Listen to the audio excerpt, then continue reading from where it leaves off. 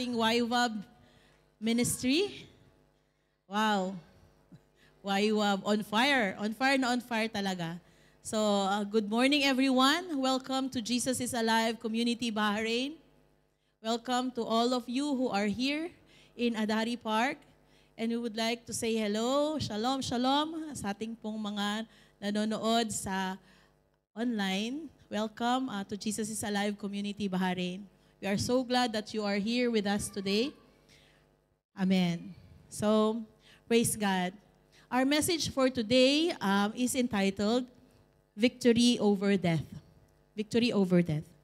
So, when you think about it, what does man really fear the most? What do you fear the most? Some people say they fear darkness.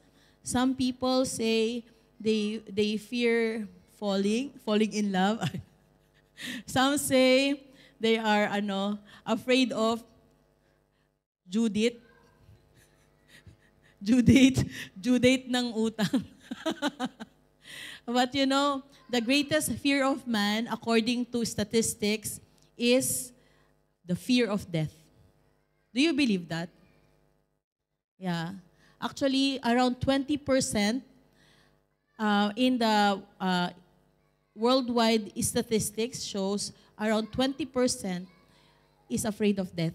Even Christians. Last week I had a informal survey in our church, and out of madami akong tinanong, mga 10, and 2 of them said they are kind of still afraid of dying. Why?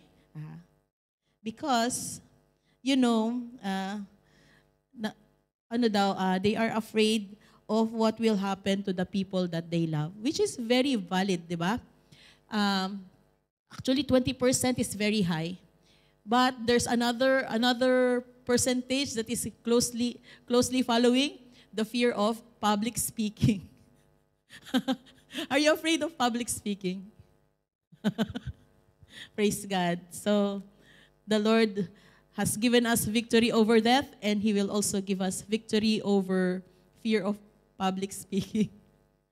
Praise God. So, why is man afraid of death? Number 1, sabi nila, because they are afraid of pain and suffering. Masakit nga naman ma-dead, no? Siguro, hindi pa natin naranasan. Afraid of what will happen to those they will leave behind. Fear of loss of control. Fear of the unknown. Fear of non-existence. Baka, paano na? Wala na, di ba? Paano pag namatay na ako, wala na ako? Ganyan. Fear of non-existence and fear of eternal punishment. These are the common reasons why men fear death. Yeah. But I have good news for you today. Amen? Because Jesus has given us victory over death. Hallelujah. So that will be our main topics for today. There are 3 kinds of death according to the Bible. One is spiritual death. One is physical death. And the third is the second death. Yeah. These are the 3 death that was mentioned in the Bible. Thanks be to God, He has given us victory. 1 Corinthians 15:55, O death, where is your sting? O Hades, where is your victory? Amen. Let us pray. Father God, we thank you for today. Thank you, God, that you have given us the victory already. And as we hear about this message today, continue to speak to us, continue to reveal more of yourself to us, that we may rise up, Lord, and truly manifest the victory in our life. Salamat, Panginoon. We entrust to you your word. Holy Spirit, will you continue to minister to each one of us, that everyone will not leave empty-handed, but God will leave this place with the victory of Christ in our hearts and in our life. In Jesus' name, amen. So, first point is victory over spiritual death. Ang verse natin dito is from Romans 6:23. Let us read together. For the wages of sin is death, but the gift of God is eternal life in Christ Jesus our Lord. Yeah, so we will start this message in the beginning. In the beginning was Genesis. Genesis chapter 1, verses 28 to 29, then God blessed them. And God said to them, "Be fruitful and multiply. Fill the earth and subdue it, and have dominion over the fish of the sea, over the birds of the air, and over every little thing that moves on earth." So God has created everything in the beginning so beautiful. He has given man blessings upon blessings. He has given man provision upon provision. He has given man authority over all creation.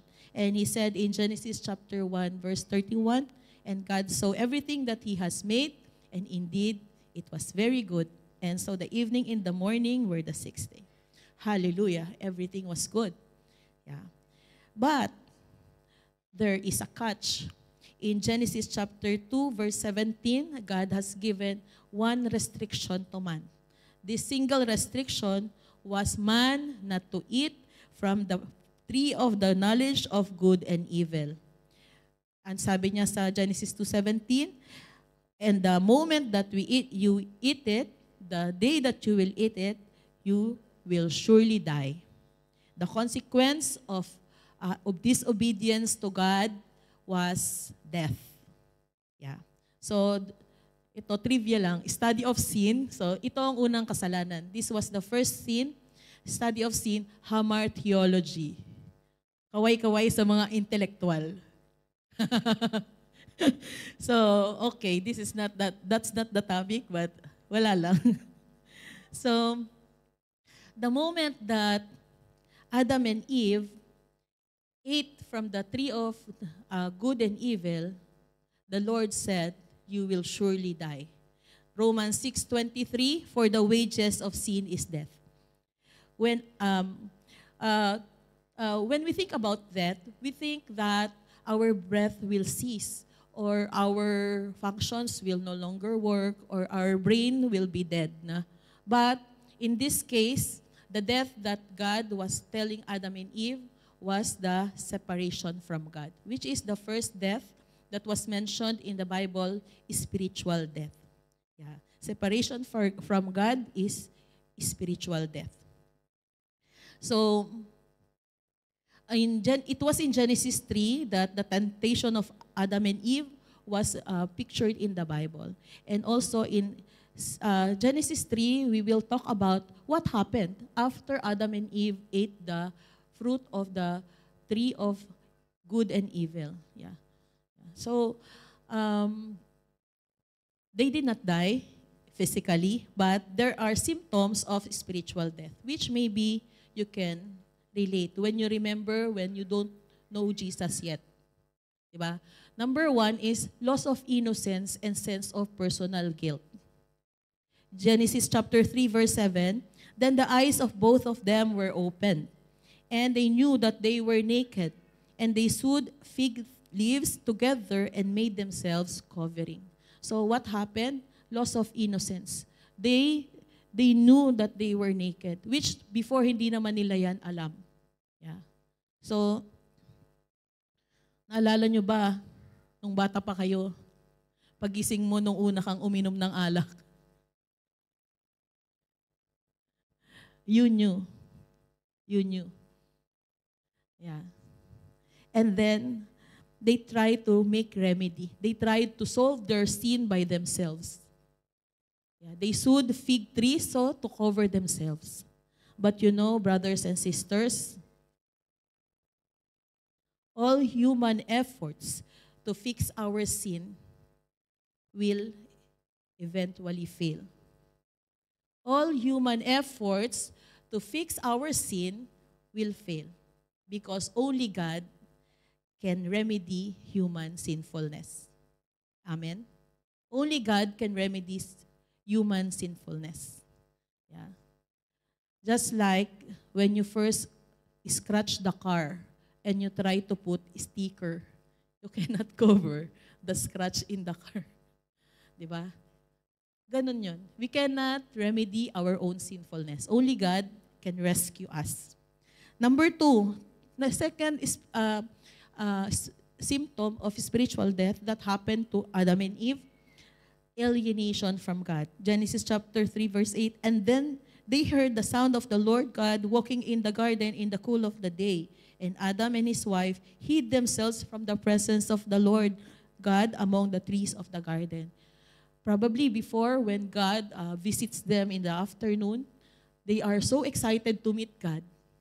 But on that day that their eyes were opened, the Bible did not say they were ashamed, but most probably there was shame, di ba? And they hid themselves from God. And even now, man continually tries to hide from God. Totoo ba? Man continually tries to hide from God. Yeah. Even when we look back on ourselves, how many times that people tried to invite you to go to worship service? Maybe many times than you can count. Laging may excuse. Sabi nga ng isang kapatid, naubusan na daw siya ng sakit. Sobrang excuse niya. Because man is trying to hide from God because of sin. Yeah. But praise be to God, we are here today. Amen? Number 3, there is a fear of God. Genesis chapter 3, verses 9 and 10. Then the Lord God called to Adam and said to him, "Where are you?" So he said, "I heard your voice in the garden, and I was afraid because I was naked and I hid myself." Brothers and sisters, there are two kinds of fear of God.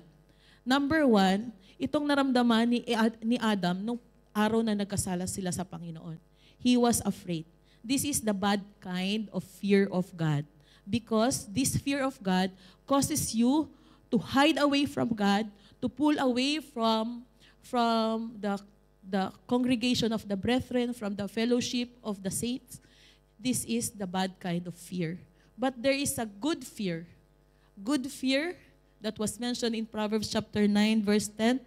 The fear of the Lord is the beginning of wisdom, and the knowledge of the Holy One is understanding. So the good fear is the fear of God that keeps us from straying away from the way of the Lord and keeps us in the righteous path. Yeah. Good fear is the beginning of wisdom. When we have good fear of the Lord, we walk in the righteousness of God. Totoo ba yun? Amen.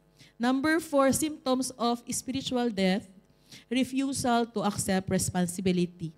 In Genesis chapter 3, verses 11 and 12. And he said, "Who told you that you were naked? Have you eaten from the tree of which I commanded you that you should not eat?" Then the man said, "The woman whom you gave to be with me, she gave me of the tree and I ate." So napansin nyo, ang makasalanan nahuhuli sa sariling bibig. Sino nagsabi sa'yo that you were naked, sabi ni God? Hindi ba madalas tayo nabubuko sa mga kasalanan natin dahil sa sarili rin nating bibig? And nakakatawa pa, it is so funny that Adam said, "The woman whom you gave me." Whom you gave me. So he refuses to accept responsibility. He was passing the responsibility, the blame, towards the woman and to God who gave the woman to him. Parang si God pang may kasalanan. Kasi binigay mo yan sa akin eh.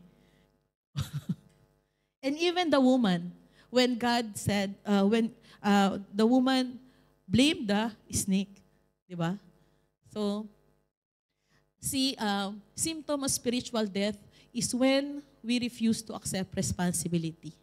But if you really have overcome spiritual death, then whenever you sin, accept responsibility. Repent. Repent before God. He who hides his sin shall not find mercy. Diba? But those who confesses his sin, the Lord will forgive us. Amen? Okay. So, victory over spiritual death. For the wages of sin is death, but this is the good news. The gift of God is eternal life in Christ Jesus our Lord. We already have victory over spiritual death through the sacrifice of Jesus on the cross. He has reconciled us to God. Amen? But this is the paradox of God. Naalala nyo, sabi sa Matthew 16, it's not there, but I was reminded of this while we were worshiping. Whoever who save his life will lose it. But whoever who loses his life for my sake will find it. Because to, to have a spiritual death, we need to die to the flesh. We need to die to the old body so that our spirit will live. Yeah. Di ba yun din yung kinanta kanina? Kailangan natin na talikuran na yung ating old self. Yeah. So we need to live in the spirit. Victory over spiritual death. 2 Corinthians chapter 5 verses 18 and 19.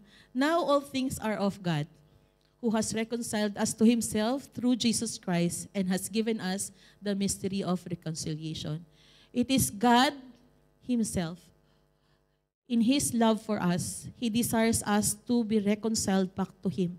But because we cannot save ourselves, we cannot remedy our own sin, he sent Jesus Christ to reconcile us to himself.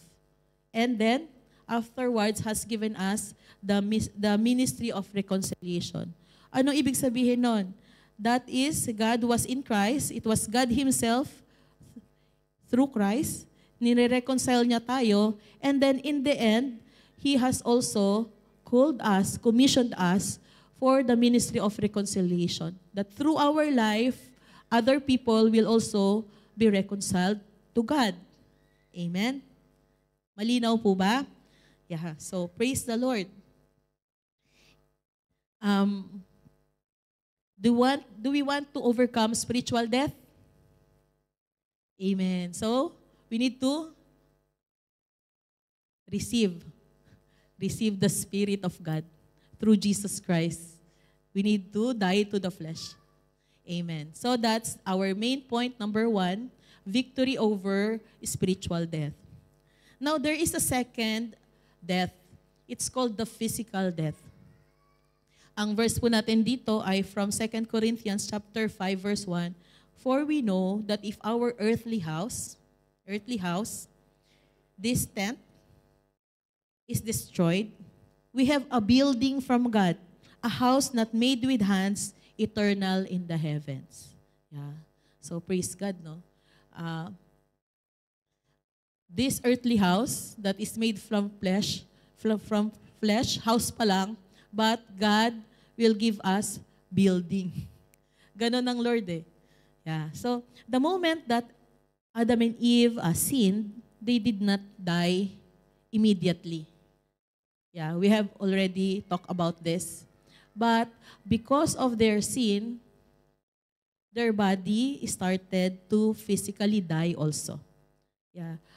Probably before Adam and Eve ate the forbidden fruit of the tree of good and evil, there was no death.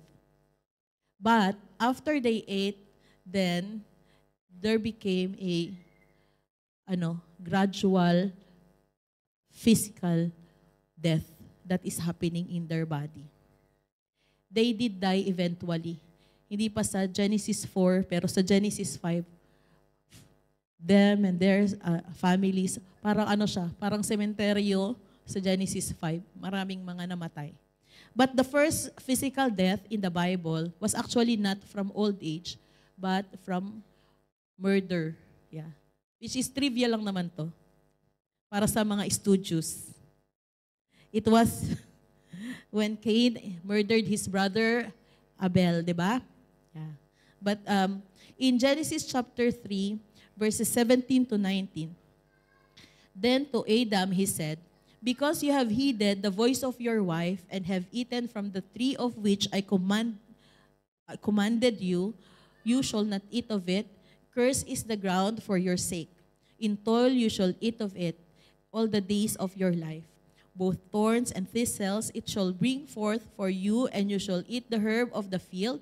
In the sweat of your face you shall eat bread, till you return to the ground, for out of it you were taken, and for dust you are, and to dust you shall return.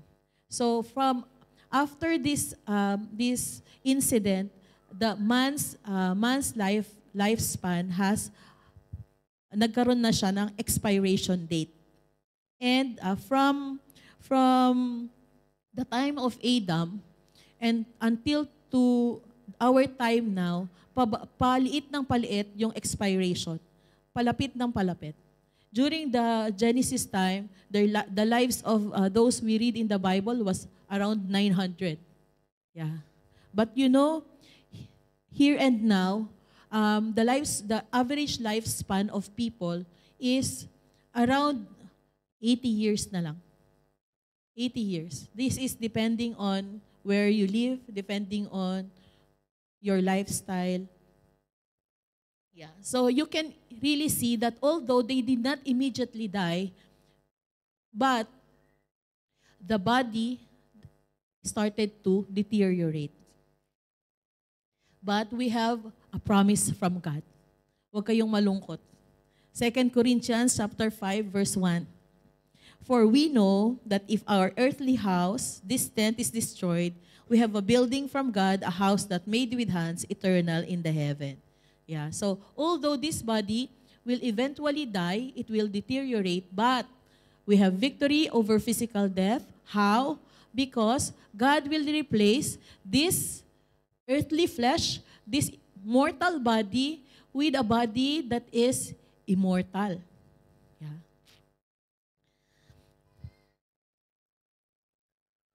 In John 14 verses 1 to 6. Yeah, this is Jesus speaking. Because during the time that Adam and Eve sinned against God, God cursed the ground, cursed the very dust that Adam was made of. So, not only man was cursed, but also the ground that this whole creation was cursed. That's why, even now, we can see that the world is deteriorating. Not only our physical body, but the world where we live in is deteriorating. Totoo ba?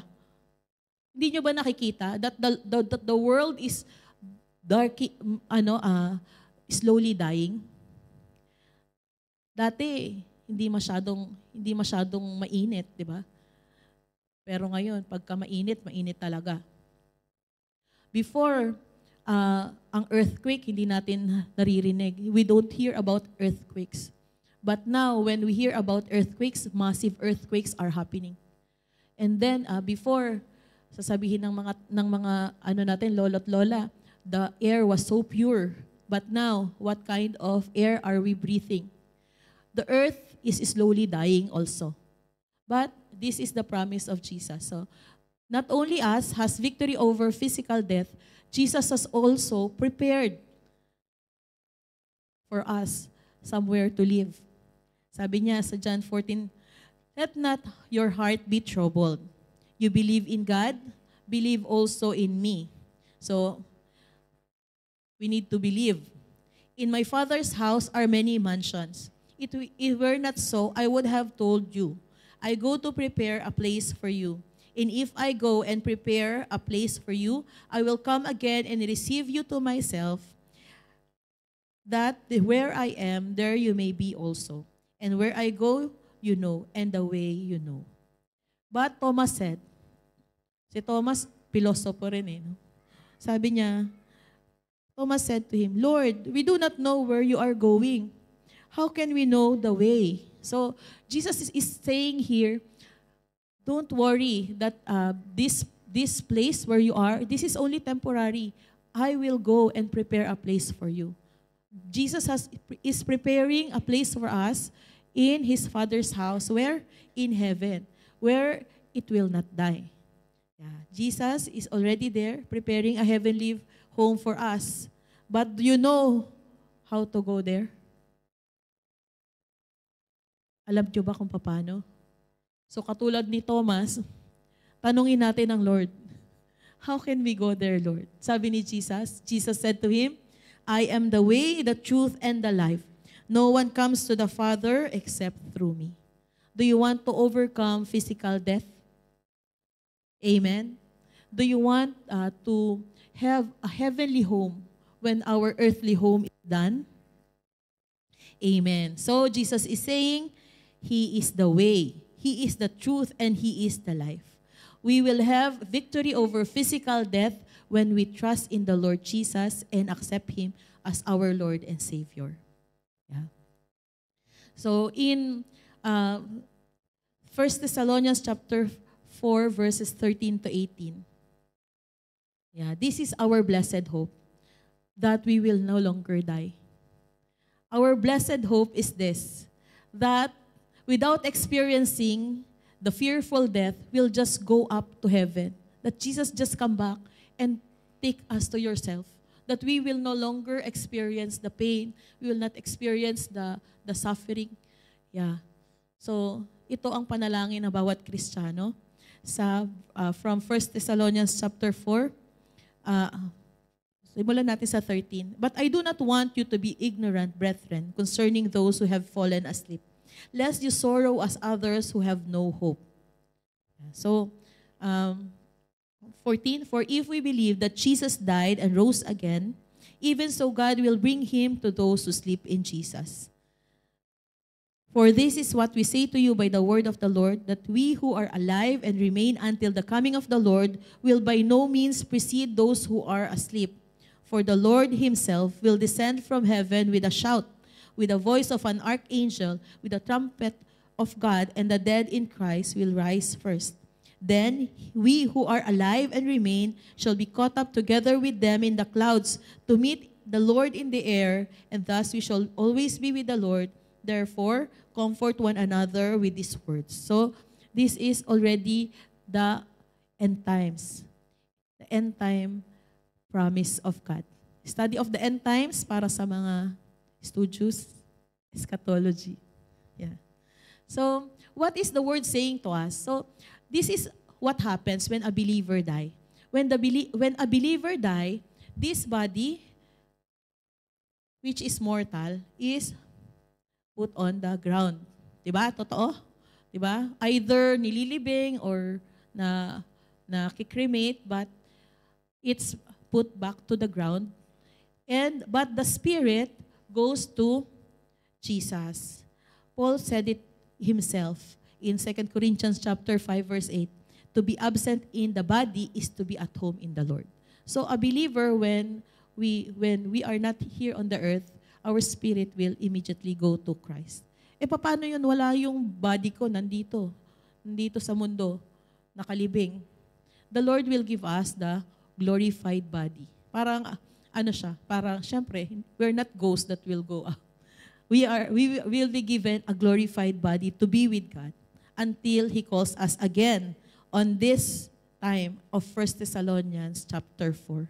In 1 Thessalonians chapter 4, Jesus will come down from heaven with all those who are with Him, and then the dead in Christ will rise first.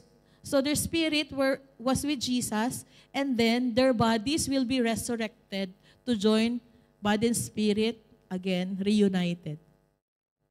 And then for those who are still alive, we will not die anymore, but we will be caught up together in the air to be together with Jesus and all our loved ones and all those fellow servants of the Lord Jesus Christ. And there will be a great reunion in heaven.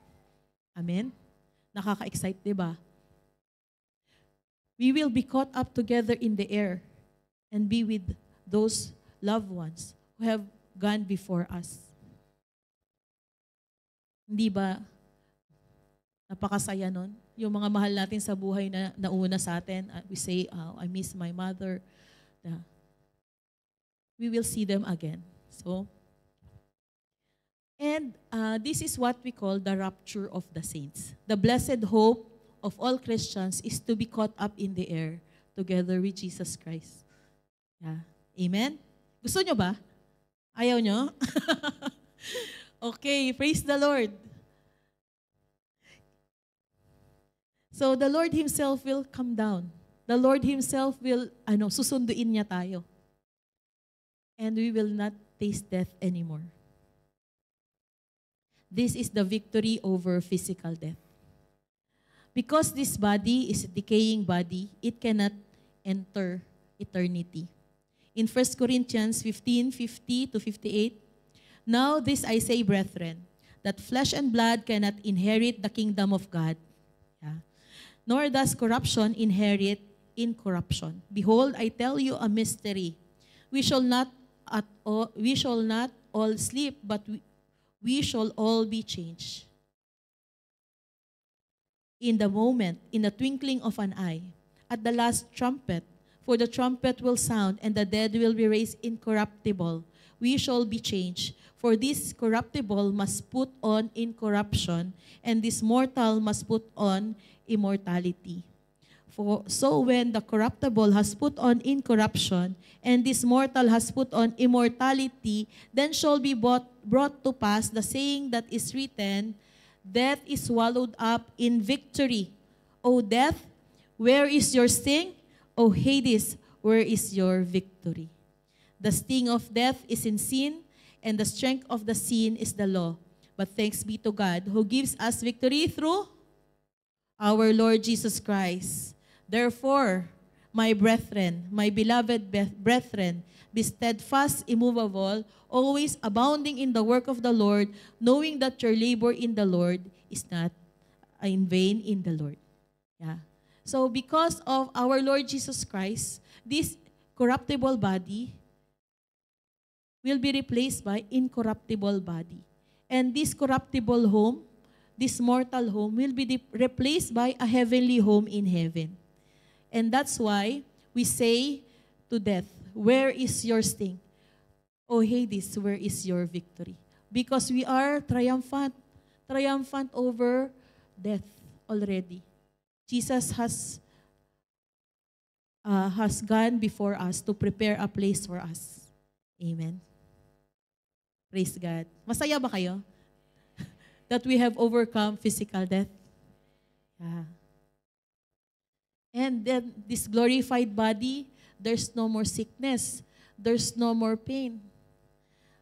Diba? Di na kailangan mag-diet. Excited. Hallelujah.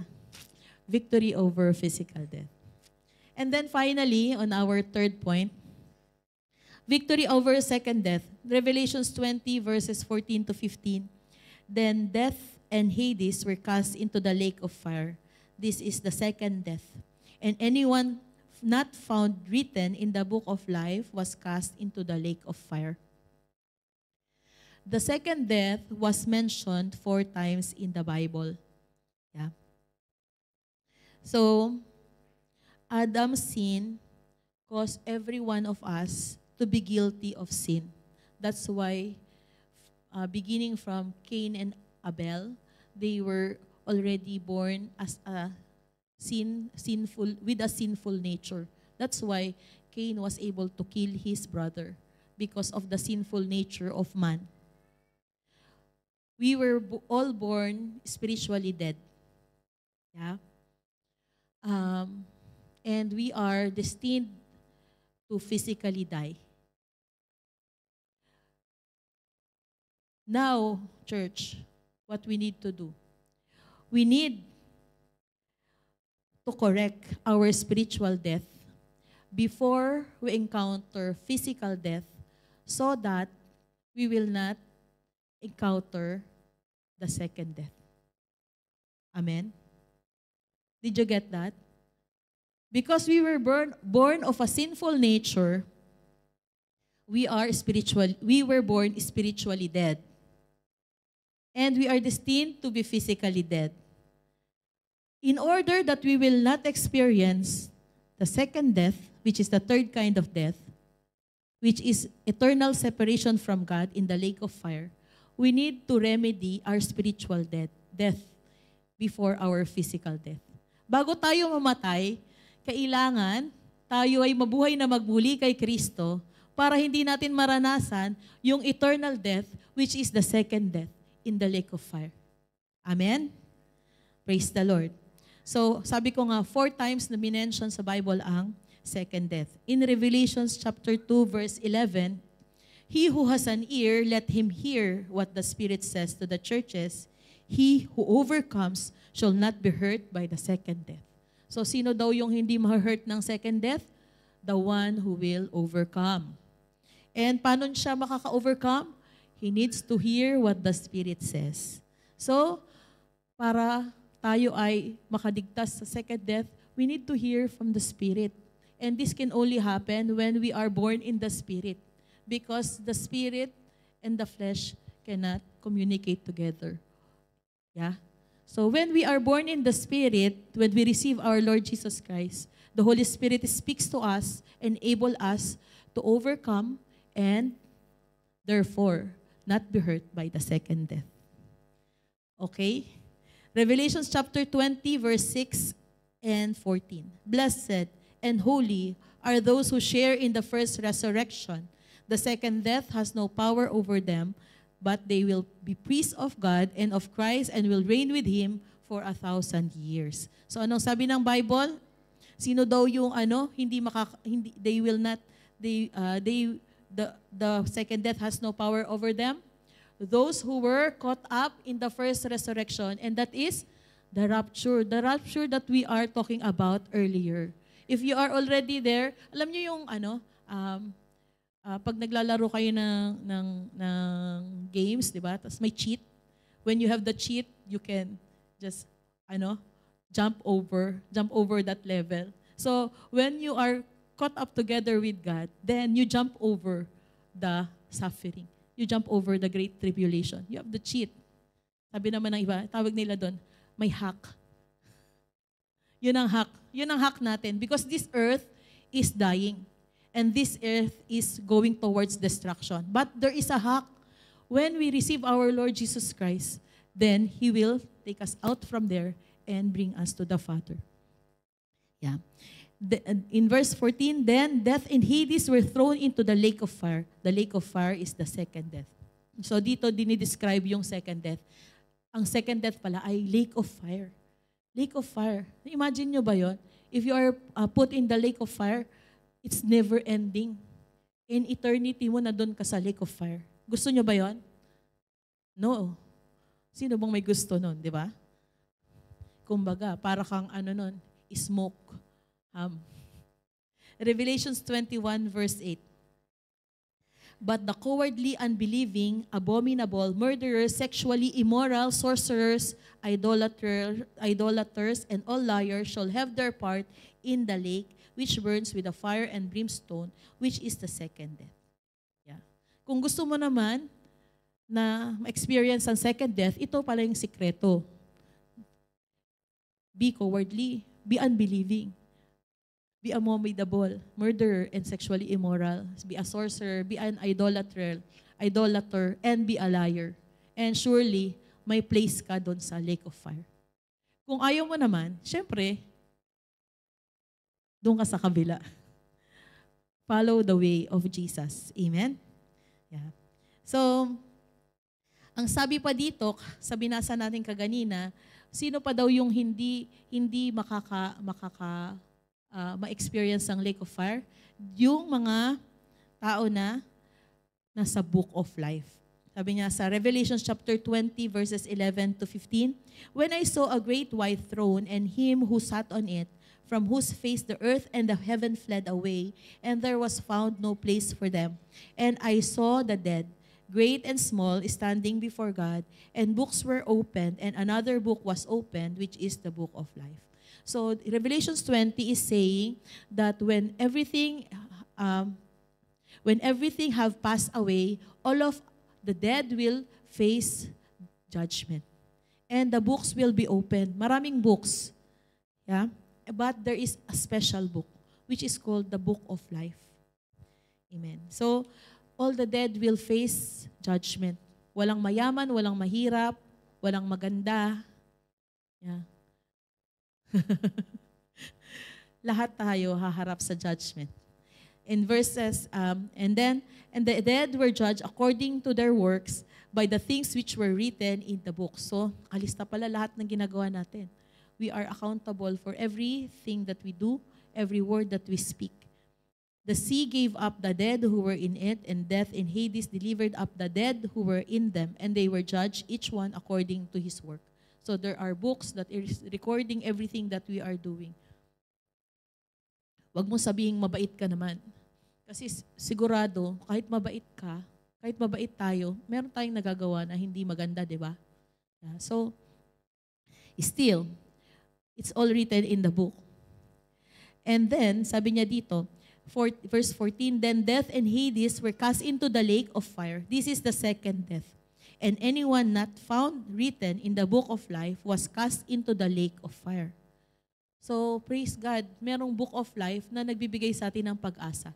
Because we know when we open the books of our works, baka ewan ko lang sa inyo, but I know sa sarili ko that I will not pass the mark.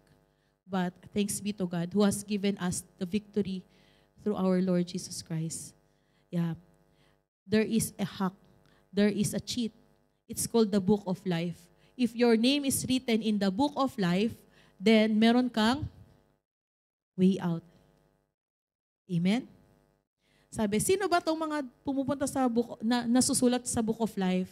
Sabi ng Bible sa Philippians chapter 4 verse 3, and I urge you also, through companion, help, and women who labored with me in the gospel, with Clement also, and the rest of my fellow workers whose names are in the book of life.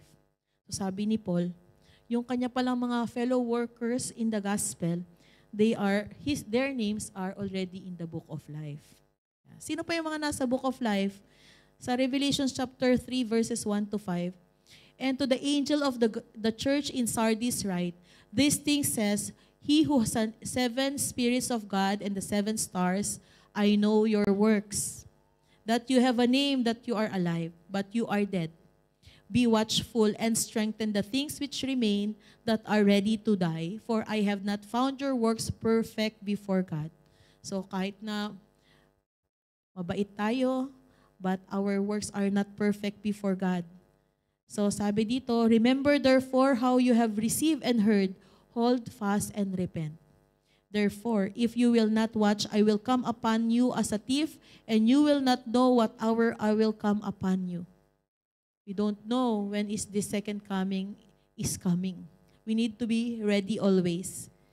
In verse 4, you have a few names even in Sardis who have not defiled their garments, and they shall walk with me in white, for they are worthy. He who overcomes shall be clothed in white garments, and I will not blot out his name from the book of life, and I will confess his name before my Father and before his angels. So who are not blotted out in the book of life? Ginuhitan ko na for easy reference. Those who have not defiled their garments and those who have overcome. Amen? And then, sino pa ang nasasulat sa book of life? Para ko konti yata yun. Diba?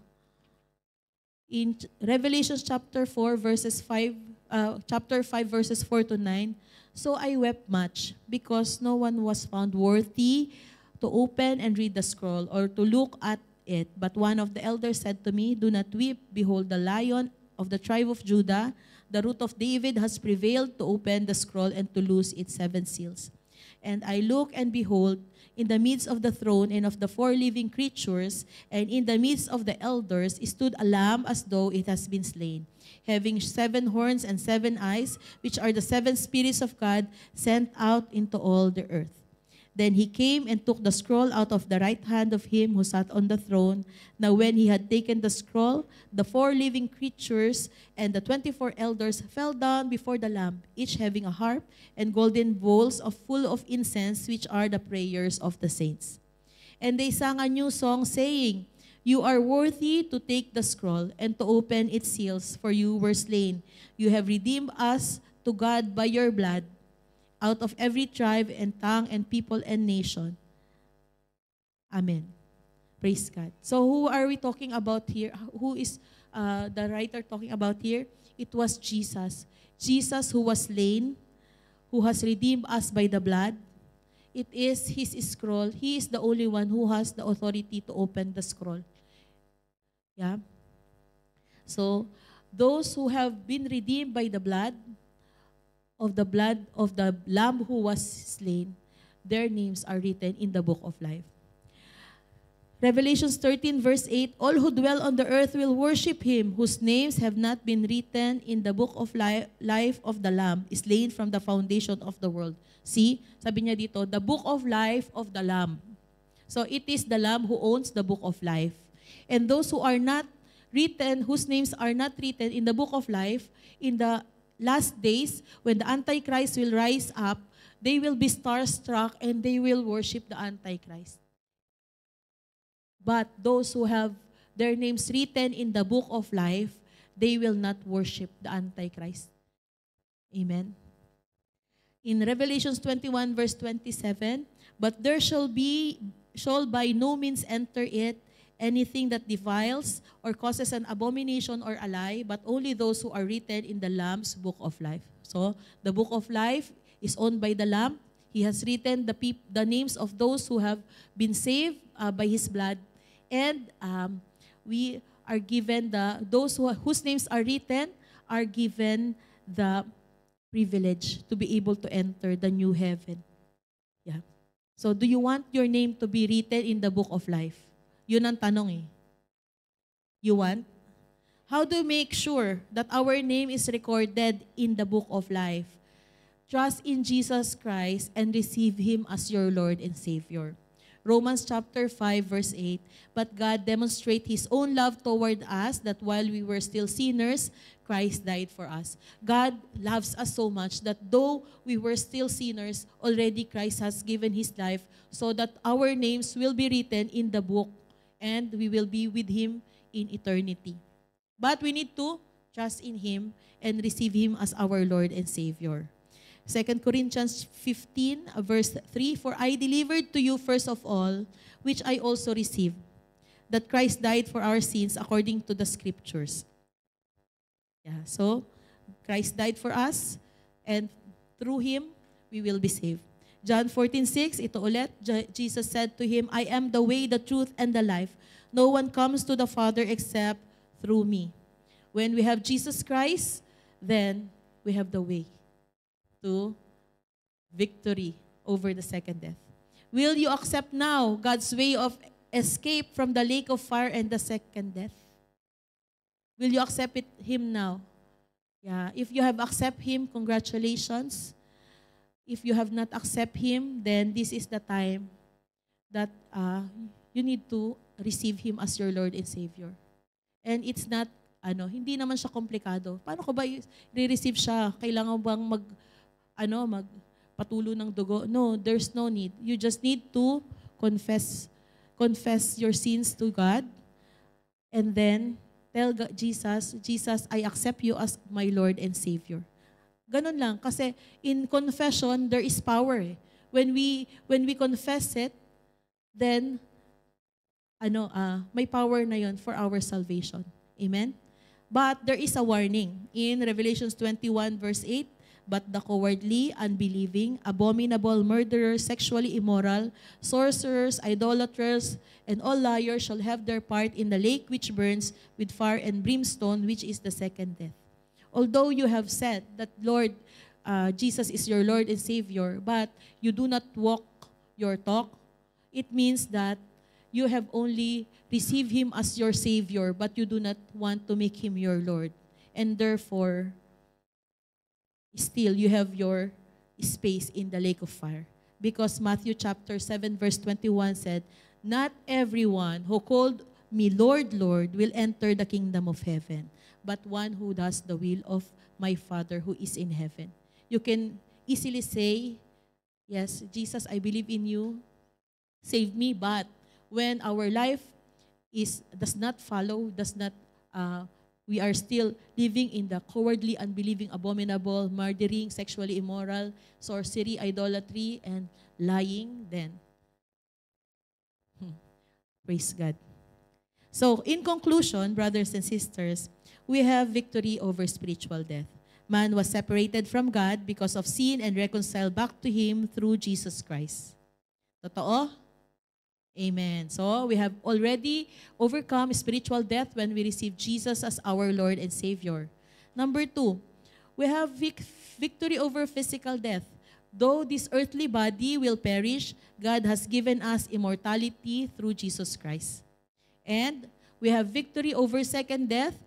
Those whose names are written in the book of life will not experience second death. So I repeat to you what I read from theologian James Barsh. He said, if we do not cure our spiritual death before physical death comes, the inevitable result is second death. Inevitable meaning surely it will go there because you have not received your spiritual victory from spiritual death. So let's call the music team.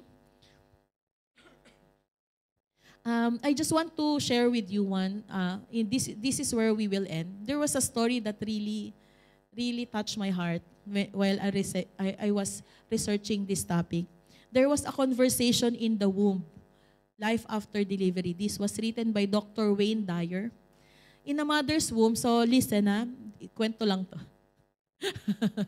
So in a mother's womb were two babies. One asked the other, do you believe in life after delivery? The other replied, why?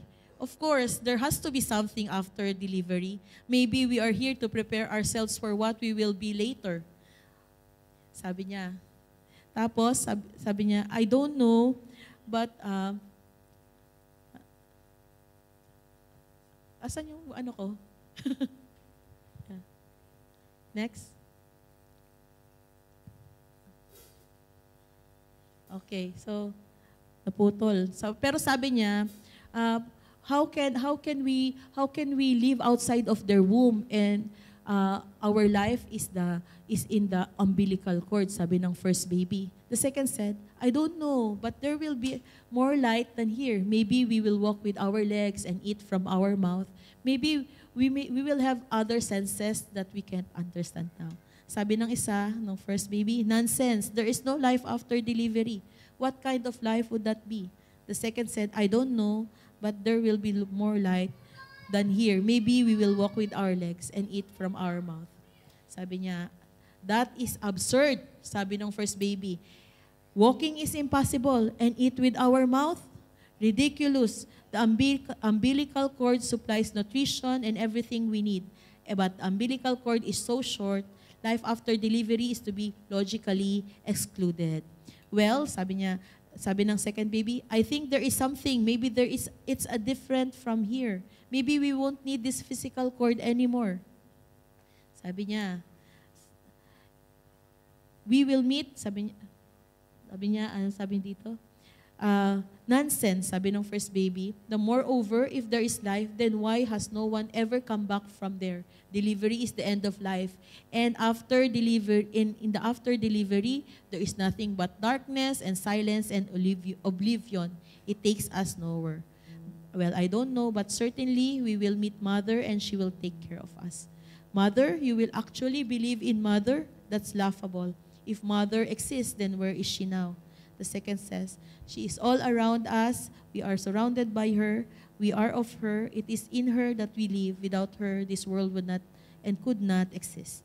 Said the first, well, I don't see her, so it's only logical that she doesn't exist. Yeah.